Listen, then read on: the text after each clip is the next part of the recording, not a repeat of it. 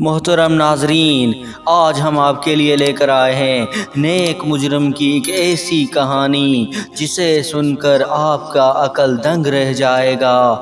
محترم ناظرین، اس ویڈیو کو اینڈ تک ضرور دیکھیے۔ مولوی صاحب نے جرگے کے سربراہ حاجی صاحب کو اپنے ہاں کھانے پر مدعو کیا تھا۔ ایسا وہ تب کیا کرتے تھے جب کوئی اہم معاملہ درپیش ہوتا۔ چنانچہ کھانے کے بعد وہ مولوی صاحب کی طرف متوجہ ہوئے تو وہ بولے، حاجی صاحب آپ جانتے ہیں کہ عید الاضحیٰ قریب ہے، تو اسی سلسلے میں آپ سے ایک اہم مسئلے پر بات کرنا چاہتا ہوں، آپ ضرور بات کیجئے۔ حاجی صاحب نے بڑے ادب اور احترام سے کہا۔ مولوی صاحب نے اپنے مخصوص دھیمے انداز میں کہنا شروع کیا، آپ کی مدد سے ہم نے اپنے گاؤں میں چند اچھے کاموں کو رواج دیا، لوگوں کو جہیز دینے سے منع کیا، شادیاں سادگی سے کرنے کی طرف راغب کیا، گاؤں کی دکانوں سے سگریٹ اور تمباکو فروخت ختم کی، باہمی رضامندی سے سب نے نماز کی پابندی کو قبول کیا، اس سے ماحول بہت اچھا ہو گیا، یہ سب آپ کی وجہ سے ہوا۔ حاجی صاحب مسکرا کر بولے، ہم کب ان باتوں کو جانتے تھے، وہ دن بابرکت تھا جب آپ زخمی حالت میں گاؤں آئے اور مولوی صاحب نے آپ کو پناہ دی اور کچھ عرصے بعد اپنی بیٹی سے آپ کی شادی کر دی۔ آپ درست فرماتے ہیں، مولوی صاحب حقیقت بھرے انداز میں بولے۔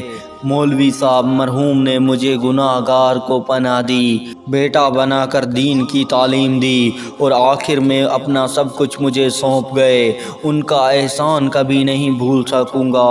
وہ ایک لمحہ ٹھہر کر بولے، میں جو بات آپ سے کہنا چاہتا ہوں کہ قربانی کے وقت ہم خود کو معاشرتی اونچ نیچ سے نہیں بچا سکتے، میری تجویز ہے کہ گاؤں کے جتنے بھی لوگ قربانی کرتے ہیں وہ ایک جگہ جمع ہو کر کریں اور پھر سارا گوشت گاؤں کے تمام گھروں میں برابر تقسیم کر دیا جائے۔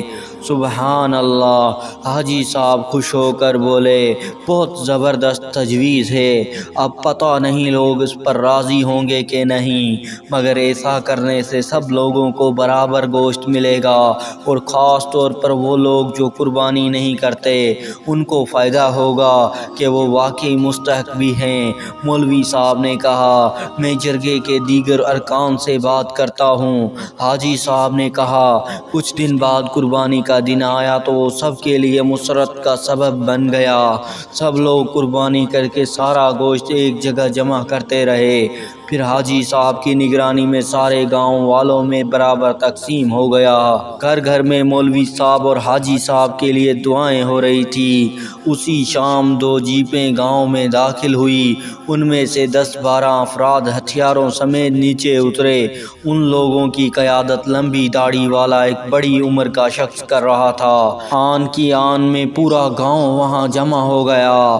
حاجی صاحب جرگے کے ارکان کے ساتھ فوراً وہاں پہنچے۔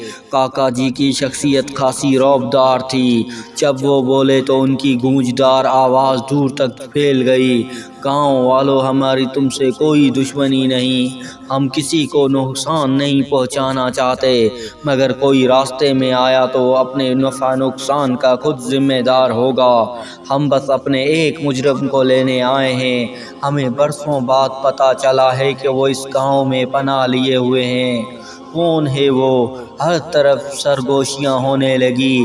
اچانک مجمع میں سے مولوی صاحب نکل کر سامنے آئے اور کاکا جی سے مخاطب ہو کر بولے، کاکا جی، آخر آپ نے مجھے ڈھونڈ لیا، ٹھیک ہے میں آپ کے ساتھ چلتا ہوں۔